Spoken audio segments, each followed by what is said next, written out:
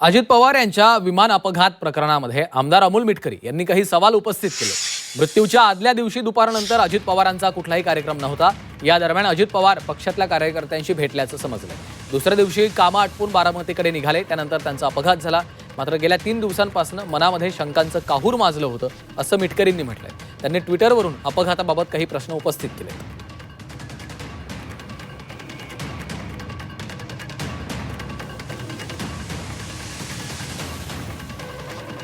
राष्ट्रवादीचे आमदार अमोल मिटकरी यांनी हे ट्विट केलेलं आहे।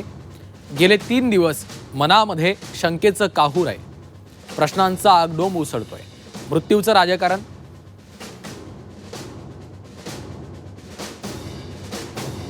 मात्र हे प्रश्न माझं मन विचारतंय। अपघातात 6 जणांचा मृत्यू झालाय, मग प्रत्यक्षात 5 मृतदेहच का सापडले? 6वी व्यक्ती कुठे गेली? टेक ऑफच्या आधी प्रवासी यादी डिजिटली नोंदलेली असते, मग विसंगती का? एखादाही कागदाचा तुकडा जळालेला का दिसत नाहीये? एवढ्या वेळा पायलट का बदलले गेले? प्रश्न विचारणं म्हणजे अफवा नाही।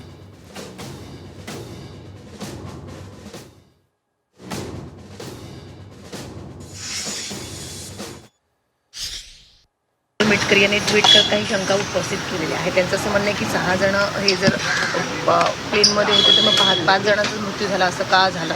वारंवार पायलट का बदलले गेले? त्यांनी अशा प्रकारचं ट्विट केलेलं आहे। या संदर्भामध्ये मुख्यमंत्री महोदयांनी आणि त्या खात्याचे नागरी उड्डाण खात्याचे मंत्री मुरलीधर मोहोळ यांनी सुद्धा चौकशी करण्याचे आदेश दिलेले आहेत आणि ते सगळे चौकशीचे जे काही निष्कर्ष असतील ते महाराष्ट्रातल्या जनतेपुढं त्या ठिकाणी आलेच पाहिजेत।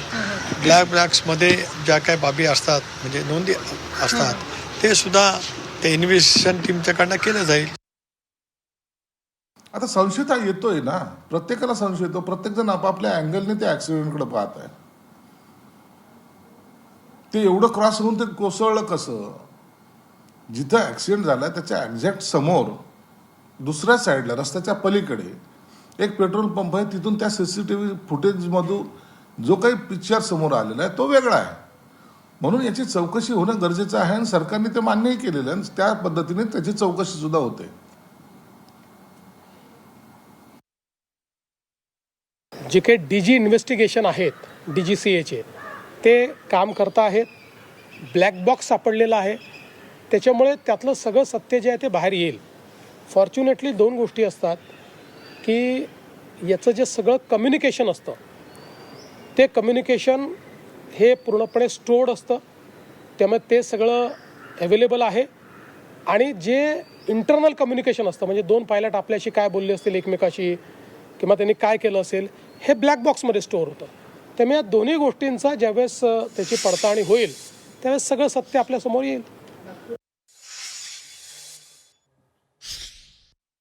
दादांची बॉडी ओळखण्यासारखी नसताना कागदपत्राला साधा जाळ लागला नाही किंवा कागदपत्र कसे जळाले नाहीत, त्याच्यामुळे प्रश्न असे आहेत की विमानाचं टेक ऑफ किती वाजता होतं? विमानात पहिल्या टीव्हीवर बातम्या चालल्या 6 लोक बसली होती। मी आता माहिती घेऊन पाहतोय तर त्याच्यामध्ये 5 लोकांची नावं दिसत आहेत, एक कॅप्टन, दुसरे को कॅप्टन आणि त्याच्यानंतर ते माली नावाची मुलगी, स्वतः दादा आणि विदीप जाधव त्यांचे बॉडीगार्ड, असे 5 दिसतात। पण पूर्वी मग 6ची बातमी चालली। त्याच्यानंतर फ्युएल त्याच्यामध्ये असताना विमानाला घिरट्या घेण्याच्या संध्या होत्या, 100 घिरट्या विमानाने घेतल्या असत्या आणि सेफ लँडिंग करता प्रयत्न केला असता तरी दादांचा जीव वाचला असता।